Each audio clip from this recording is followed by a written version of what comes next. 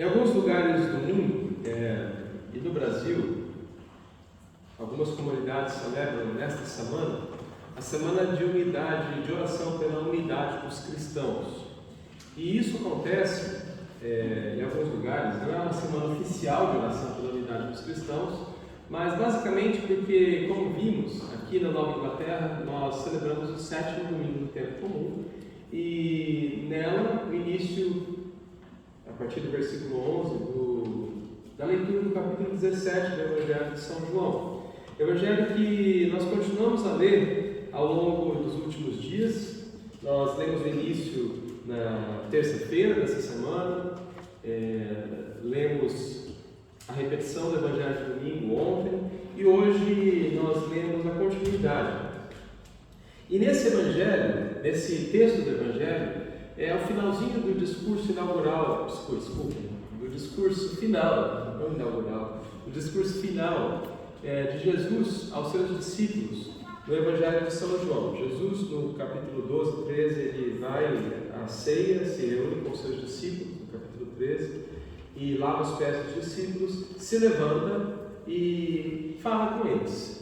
E ele fala durante o capítulo 14, 15, 16, e no capítulo 17, Jesus diz o texto de São João, ele volta os olhos para o céu, e ergue os olhos para o céu, e reza dizendo, ele reza ao Pai em voz alta, esta longa oração, que é praticamente todo o capítulo 17, a oração sacerdotal de Cristo, quando ele nos dá esse texto tão teológico, tão profundo e tão belo.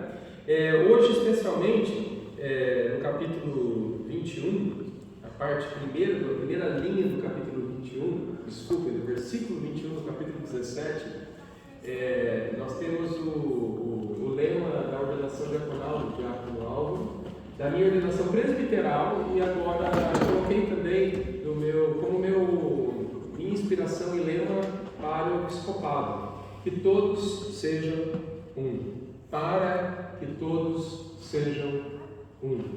Pai Santo, eu não te rogo somente por ele. Jesus estava diante dos discípulos e ele está rezando já. E ele já falou que sejam um. Desde domingo nós vimos no versículo 11 ele está falando isso. Mas a partir do versículo 21 ele insiste. E 3 vezes pelo menos aparece no texto. Para que sejam um.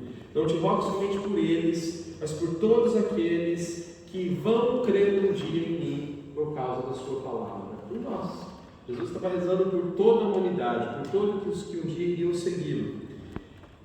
Para que todos sejam um, como tu, Pai, estás em mim e eu em ti, para que eles estejam em nós, a fim de que o mundo creia que tu me enviaste. E aí Jesus, ele explica o porquê disso.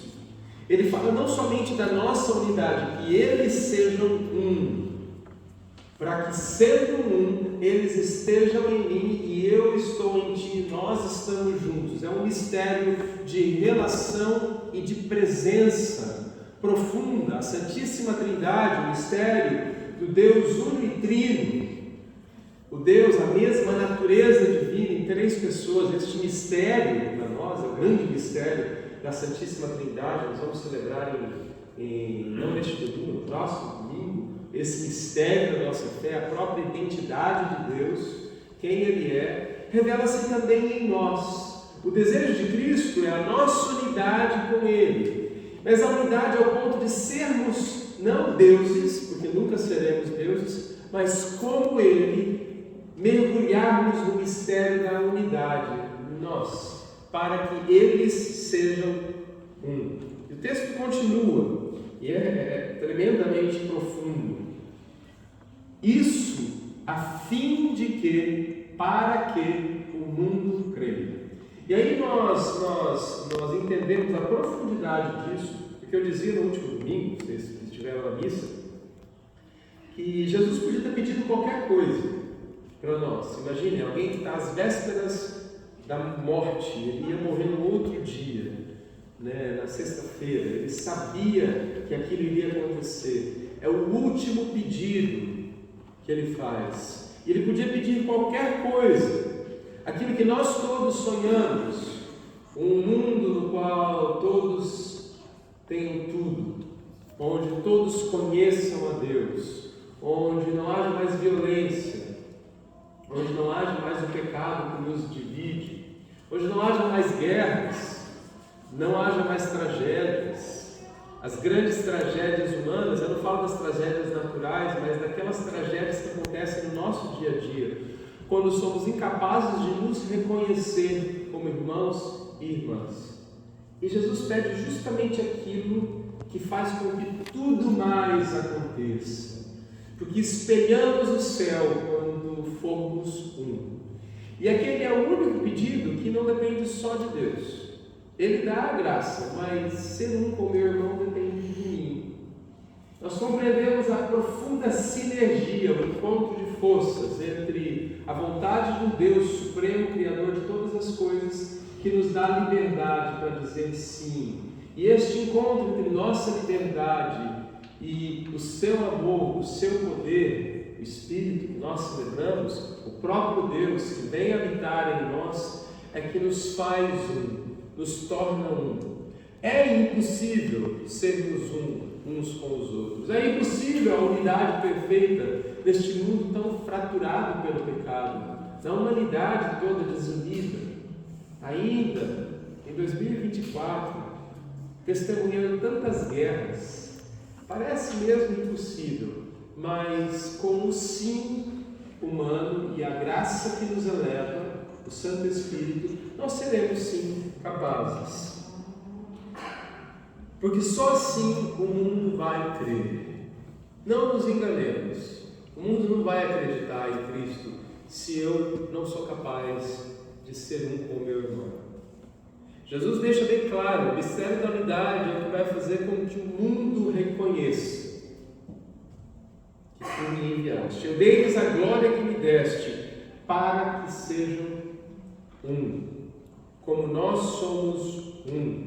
Eu neles, Jesus em nós, e tu em mim, Pai, e o Pai em Cristo, o próprio Deus, Criador de tudo, em Cristo, seu Filho único, unigênito, nos faz experimentar a graça inimaginável da experiência de Deus.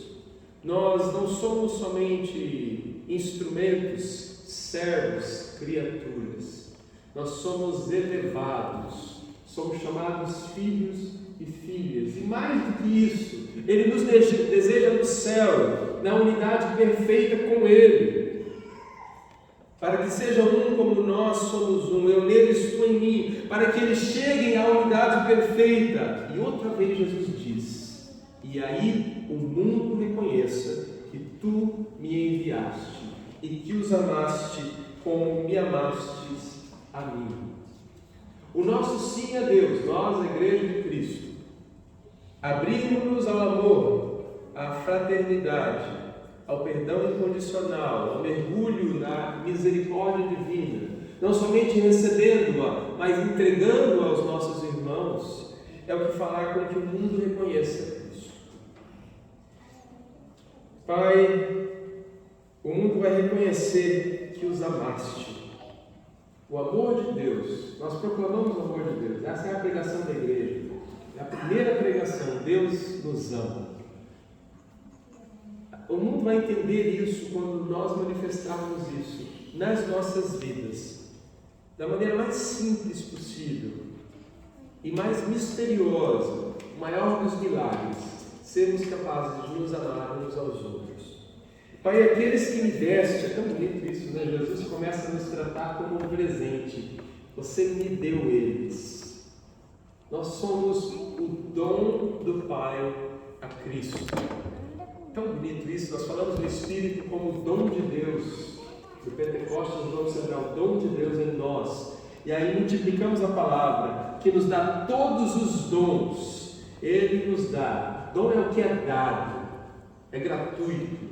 O Espírito nos foi dado, nos é dado. O Pentecostes permanente na vida da igreja. Nós pedimos todos os dias a presença do próprio Deus nas nossas vidas, que nos faz capazes de amarmos uns aos outros. E nos dá todos os dons, mas daí nos transforma em dom.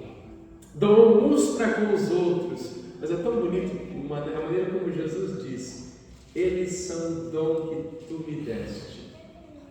Tu me deste, Senhor, a eles. Pai, desculpa, Jesus não trata Deus de Senhor, diz Pai. Aqueles que me deste, eu quero que estejam comigo, onde eu estiver. Imagina que Jesus pede ao Pai. Ele está com o Pai na glória.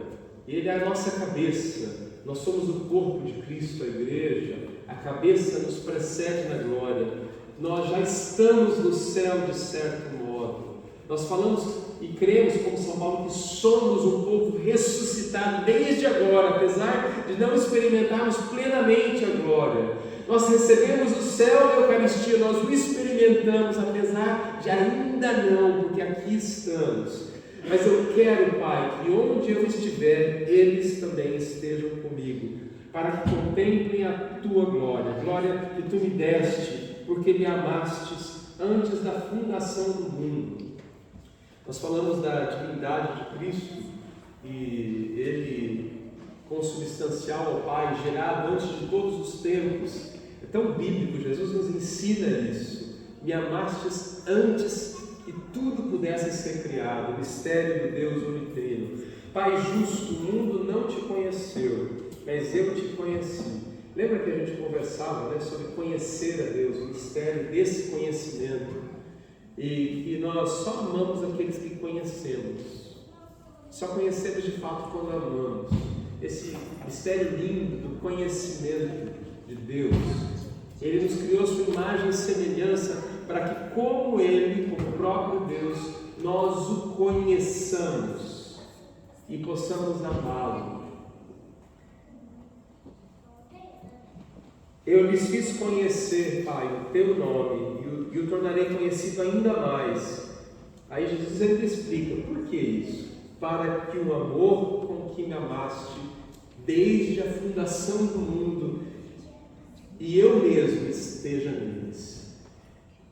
Eu acho um dos textos mais importantes de toda a Escritura, o texto que a igreja nos dá hoje. Nós recebemos o dom do amor de Deus e somos chamados a algo inimaginável. A comunhão com Deus, o objetivo das nossas vidas, o céu, a felicidade perpétua. Nós sequer imaginamos, mas já aqui experimentamos. Mas é preciso que digamos sim. Ao redor desses dias, eu sempre lembro uma música de um irmão nosso, protestante, cristão. Ele canta, eu sempre lembro, talvez vocês estejam cansados de se lembrar disso, ele canta: eu sei que foi pago um alto preço para que comigo fostes um, meu irmão. É uma música bonita que fala um com o outro. O preço que foi pago para que fôssemos um. E aí o refrão é assim: e na força do Espírito Santo, pela força do Espírito, nós declaramos que também pagaremos o preço de ser um só coração do Senhor. Somos chamados a ser dom. O dom do amor entregou-se por nós. Não há outro caminho a não ser a cruz, o mistério do amor de Deus, ao qual todos somos chamados a viver e participar. Também doando nossas vidas e sacrificando-nos, pagando o preço para sermos um, para que o mundo conheça que Deus enviou seu Filho a nós e que nos ama. Que o Senhor nos ajude neste mistério, que ao vigiarmos, esperando e aguardando a manifestação do Senhor e a vinda do seu Espírito, nós nos disponhamos a amá-lo e a amar nossos irmãos e irmãs. Amém.